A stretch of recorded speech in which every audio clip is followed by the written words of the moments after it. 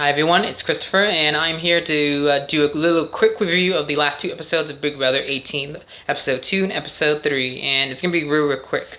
I had forgotten to mention from the first episode, Michelle, the newbie, was already fully aware and or had suspicion that, Tiffany was Vanessa's sister, and there was a scene where they were talking, and Tiffany was already telling, Michelle, I think you're related to Nicole.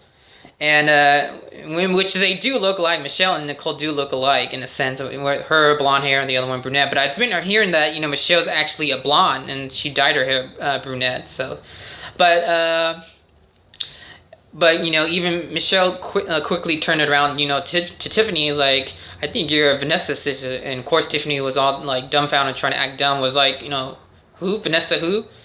But of course, eventually they, revealed, or mostly Tiffany revealed that she was, Vanessa's sister, and Michelle still was like, I'm not Nicole's sister, because that was like the deal with Tiffany was like, you tell me you're related to Nicole, and I'll tell you if I'm related to Vanessa. And of course, Michelle wasn't related to Nicole. But also what I forgot to mention from the first episode was with the 4 teams that were, created, with each veteran on each 4 teams, they had a name. We had the Freakazoids, which includes Nicole, Corey, Glenn, and oh crap, I already forgot. Sorry.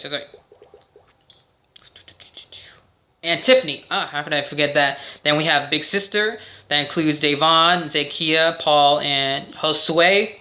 And then we have Team Unicorn, Victor, James, Bronte, and Natalie. And then we have Category 5, Frank, Paulie, Bridget, and Michelle.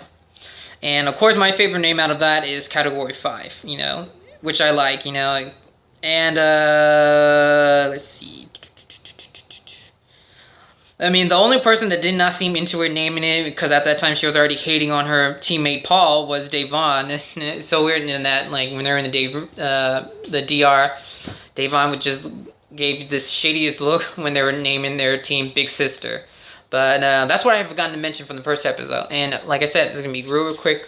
On the second episode, it started with the competition from the losing team, which was Nicole's team, Team Freakazoids. And of course, with that competition, they had to hold on onto a palm tree. And I guess coconuts were falling down. I heard it, deleted my my episode from my DVR of episode 2. So I already forgotten how that competition went. But in the end, with the competition, was going to decide who was going to go home and who was going to be HOH. Well, actually, no. The teammates were going to choose who was going to be HOH. But, in the end, Glenn went home. And I felt so bad for him because you can tell from pre-interviews that he was a true fan of the show. And I felt so bad, cause especially since other, Discovery fans, like as I say, like Josue or Paul, who have no knowledge of this show or the game, are just, continuing, and I felt so bad for Glenn, But, hey, Glenn, at least you got 2 episodes out of Jody, and she only got 1 episode when she left for that first day. But, with Corey, it was left with Corey, Tiffany, and Nicole, and they all decided, Nicole would be the new HOH. And, of course, Paul and Josue were not happy about it, because from the beginning, they have been gung-ho on getting the veterans voted out of the game. And, one of the conversation, Josue had with Davon was that he is the messiah of Big Brother or this season, and was already telling her, let's join up to get Frank and Nicole and James out, which was so stupid because she already felt ostracized, especially with the fights or the little arguments with her and Paul, and it's like she's not gonna turn her back on the veterans knowing they can keep her safe, whereas there's already this friction with her and Paul, and even Josue. And of course, Davon thought the whole conversation was a joke, and that Josue's was a joke, saying he was the Messiah. And it was just funny how, how she was just like, you're not the Messiah. And it's just, it was just so, whole conversation was just crazy, It's crazy how he's already, getting a big ego, and it's already implanted in his head that he's going to be the mastermind of this season, which, in the end, probably he's going to be the first one to go, so no luck there. And episode 2 ended with Nicole nominating Paulie and Josue. And which I thought was a big mistake. Nicole nominated Paulie because she wanted a pawn, and nominated Josue because she already knew who she wanted him gone. But to me it was stupid, and it was such a big risk to try to already put up a pawn on the first week and hoping that the other person would go home. Even she said it's the risk because sometimes pawns go home, and if that's the case, you should not be doing it at all if you're going to be taking that much of a risk. And love you, Nicole, but that was a stupid plan. Anyways, let's get to episode 3 of BB18. And the episode started off with, everyone scrambling, from after the first nomination. And Paulie, knowing that he's, knowing even though it's a risk, knowing that he probably is safe. Josue going up, to the, HOAs, talking to Nicole, asking, how come he was nominated, etc. And, but of course, behind closed door, and of course in the DR, revealing his true feelings, calling Nicole a bitch, just making nasty remarks about her. But, he wasn't a happy camper about that. And in the episode 3, we saw the formation with Zykeia and Da'Vonne. And previously, Zykeia was already having a alliance with Paul and Josue, trying to get the veterans out. But I guess she switched sides, and I think something happened during the feeds, especially on Josue part, because in the feeds, I'm gonna go quickly on the feeds. Josue had made disparaging comments, before feeds went live, from a 4th of July comment that offended James to a Harriet Tubman comment that offended Da'Vonne and her. So I don't know if those included her switching sides from Paul to Josue to her and Da'Vonne and the other veterans, and that includes the siblings, Paulie and Tiffany, and the other 2 newbies that are joining the veterans, Michelle and Corey. But with that bond that happened with Da'Vonne and Zykeia, they decided to form a girls' alliance called I think it's the Fatal Five, with her, Da'Vonne, Zykeia, Michelle, Tiffany, and Nicole. And with that alliance, then comes the bigger alliance that consists of the 3 veterans, the 2 veterans, Frank and James, and the newbie, Corey, which is the 8-pack, which is crazy how they're not including Paulie into the 8-pack alliance.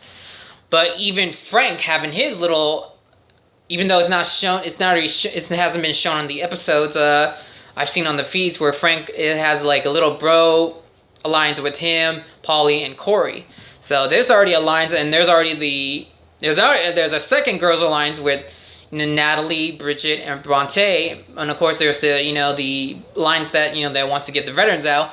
The 3 girls, so many, Josue, Paul, and Victor. So just this alliance everywhere, and mostly this episode 3, consisted of, the new competition they have this season. Even though we don't have Battle of the Block, thank gosh, we have a new competition, a new twist. It's called Roadkill, and all the house girls, besides excluding the HOH, are going to participate. And with this competition, whoever wins it, they can choose, also including the nominees to be part of this competition, they can choose a 3rd nomination to go up with the nominees from the HOH or HOH reign, so which is crazy. And this competition, Roadkill, I guess it's gonna be different every week, and depending how long it's gonna last, we don't know. But it consisted of all the house guests. Oh no! I'm sorry. I having brain freeze. The HOH is part of is part of it too. Because I think I saw Nicole. I'm sorry, because I already deleted the DVR, so correct me if I'm wrong. But it consists of the Roadkill competition. The first one consists of all of them in a truck, and they had to. There was 4 buttons, and they had to hold the buttons down and make sure the time doesn't go up. Because once they let go for a minute or even a second, the time triples. Because it's basically how long can you hold the button for, and have a load time on it. But with that holding the buttons, they had to also change into their bathing suits. Have no clothes besides, for the men, their swimming trunks, and for the girls, their bathing suits. And that looked like a hard competition. I know everyone that was involved were putting all types of their body parts, from their butts to the calves of their legs, their knees, whatever they can put on their tip of their their chin, whatever they can do, and that was I know I would have lost. I would have just been like, oh screw it, let me just take off my bathing suit. I'm not gonna be good at that. I'm not flexible, and I'm short. But in the end, Frank won. He had the lowest time, in a good way, and he chose Paulie to be the third nomination with, Paul. He chose Paul, Longbeard Paul, to be part of the three, with the other two nominations of Paulie and Josue. And of course, he wasn't happy about it, Paul, and it's going to be interesting how this goes down, because you're already seeing the divide in the house with the nine house guest sets. With the 4 veterans, the 2 siblings of the other veterans, and the 3 newbies that want to join in are fans: Corey, Michelle, and Zykia. With the other 6, Josue, Victor, Paul, Bronte, Michelle, and Natalie. And and feeds are already going crazy. Everyone's already going paranoid, and it's gonna be crazy how it goes down tomorrow, because tomorrow's gonna be the first eviction.